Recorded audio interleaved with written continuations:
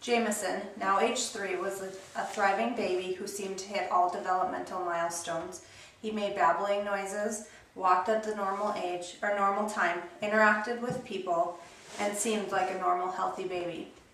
At about age 1, all of that changed. He had been sick a lot and had been on several rounds of antibiotics. His parents had purchased an older home and were in the midst of a major remodel. Something changed in him, but until age 2, they had no idea what changed. His parents took him to a doctor in the Twin Cities area, and at that time, he was diagnosed with autism. According to a recent study by the U.S. Centers for Disease Control and Prevention, 1 in 110 children are diagnosed with autism or on the autism spectrum. This number has steadily increased since 2006, when the number was 1 in 150 children. Many believe that autism is strictly a neurological disorder and that there is no cure for this condition and for these children, just special education services that will help them to interact socially and learn as best as they can. After firsthand witnessing the amazing changes in Jameson since his parents decided to drastically change his diet and his environment, I strongly believe that autism can be helped, if not healed, by making these changes. Finding ways to help children with autism to function and live somewhat normal lives is of importance to all of us. With the increasing number of children with autism, it is likely that we will all be affected in some way by this disorder. Jameson, the child I was speaking of previously, is the child of my longtime friend Emily. I have personally witnessed the changes in Jameson and believe wholeheartedly that he is being helped by changes to his diet and environment. I was also a classroom aide for a 4th grade student who was diagnosed with autism and witnessed firsthand the hardships this child faced on a daily basis. Promising advancements in the practice of healing autism through diet and environmental changes will someday change the lives of more and more autistic children. Today I will define autism and tell you what some of the signs and symptoms are, ways to treat the symptoms with diet and environmental changes, and explain the ways that these treatments have helped children like Jameson. What is autism? Autism is defined as a complex developmental disability. Experts believe that autism presents itself within the first 3 years of a person's life. The condition is the result of a neurological disorder that has an effect on normal brain function, affecting development of the person's communication and social interaction skills.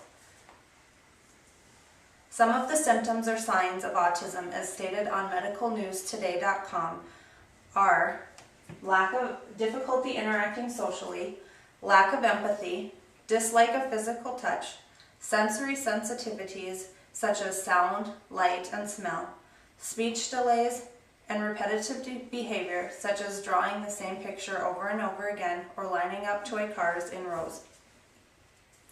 There are many factors that can affect autism. While most of these factors are considered theories at this point, there seems to be a lot of correlation between many of them.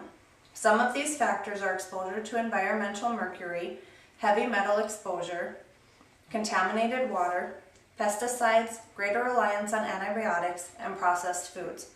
When Jameson had blood work done at age 2, it showed that he had extremely high levels of lead, mercury, and many other heavy metals. This could very well have could be a factor in his autism disorder. Now that we have looked at what autism is, some of the signs of autism, and some factors that can affect it, we will look at some ways to treat the symptoms with diet and exercise changes. Some children with autism, or many children with autism, have digestive disorders which can be a genetic disposition, rendering them unable to naturally rid their bodies of toxins. One of the best ways to reduce the symptoms of autism is to change their diet and reduce environmental toxin exposure. According to Connie Sparrows, author of the Wheat-Free and Gluten-Free Cookbook for Kids and Busy Adults, One of the first things many families do to reduce the symptoms of autism is to start the child on a gluten-free and casein-free diet. Gluten is found in wheat, barley, rye, oats, and foods made with these ingredients. Casein is a protein in milk and other dairy products that is hard for many people to digest. Dr. Jerry Cartsanel believes that eating wheat and dairy acts as an opiate in the brain of children with autism, altering the behavior, perceptions, and responses to their environment. According to Jenny McCarthy, author of Louder Than Words, A Mother's Journey to Healing Autism, she saw dramatic improvements in her son's behavior on a gluten-free and casein-free diet. There is significant evidence that this diet is helpful in lessening autistic symptoms such as impulsive behavior, lack of focus, and even speech problems. Jameson was tested for food allergies and was found to have 25 different allergies to foods. His parents drastically changed his diet, and within a matter of weeks, he was more focused, made better eye contact, and expanded his vocabulary many times over. Because many autistic children test high in heavy metals, chemicals, and pesticides, many families have made huge efforts to reduce exposure. These families have painted all the woodwork in their older homes, bought whole house air filter systems, and water filtration systems. Many have also changed to chemical-free cleaners, soaps, and body care products. According to Lisa Jo Ruby, who is an expert on oxygen therapy, one way to clean out the body is through oxygen therapy and chelation treatments. Oxygen therapy works by exposing the child to high levels of oxygen, which reduce inflammation and increase oxygen to the brain. Chelation treatments work by detoxifying heavy metals from the body. Some types of chelation are considered unsafe, so must be done properly by a licensed doctor. If done properly, it can greatly reduce toxins in the blood.